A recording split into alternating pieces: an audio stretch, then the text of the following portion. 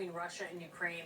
One Democratic congressman says his office is getting phone calls, repeatedly getting these phone calls, and they're from fans of Fox's chief propagandist, Tucker Carlson, saying that the U.S. should be acting over Ukraine. What, you may say? Well, you wouldn't be surprised if you watched his pro-Russia stance every night. All of them are promoting war against Russia on behalf of our new and deeply beloved ally, the government of Ukraine.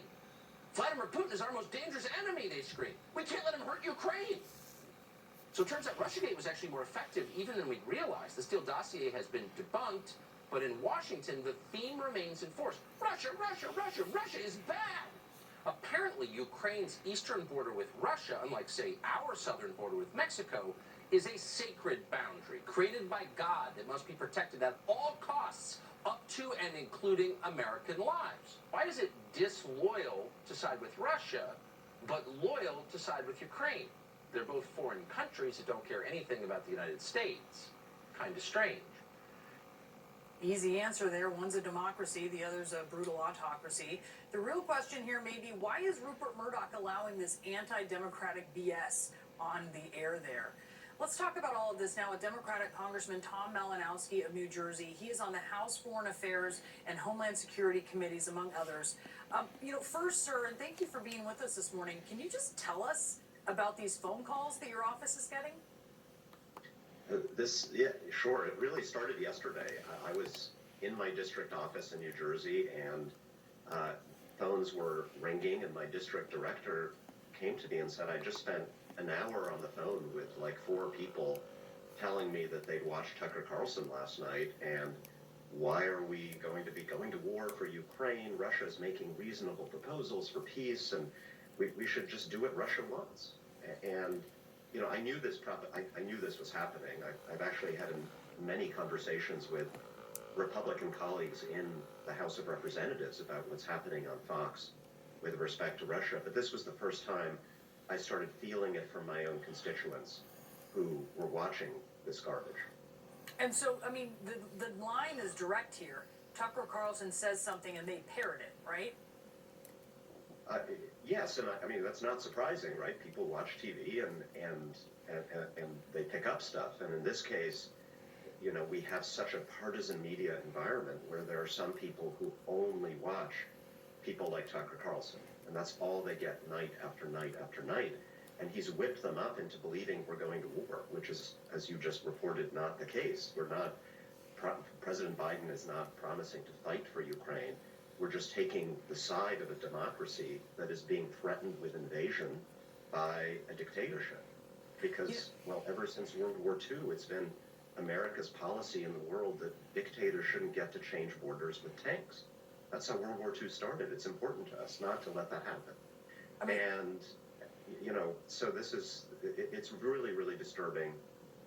And I think the main point here is we have to be united about this. And in Congress, Republicans and Democrats, so far, this is the good news, we're pretty united in standing by Ukraine, recognizing Putin as our adversary.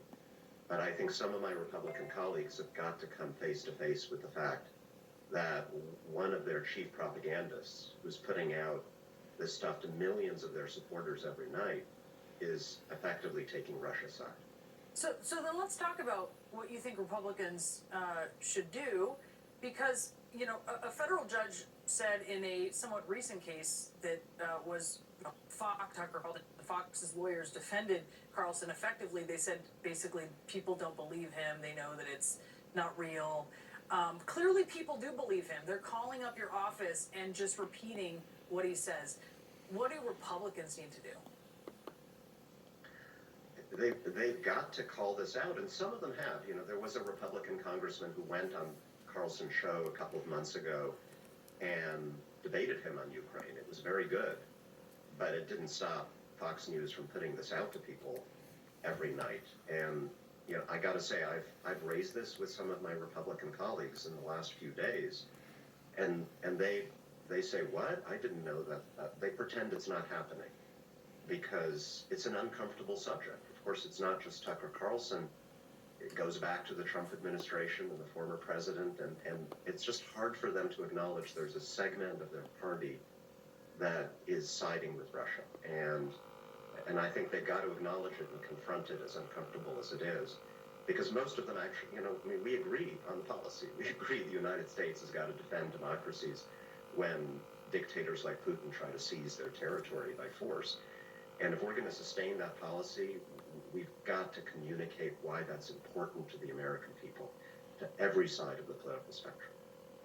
So Tucker Carlson, obviously, I mean, he enjoys freedom of speech. This is America. He can say whatever the heck he wants. But in Russia, critics are poisoned. They're killed. His opinions are anti-democratic.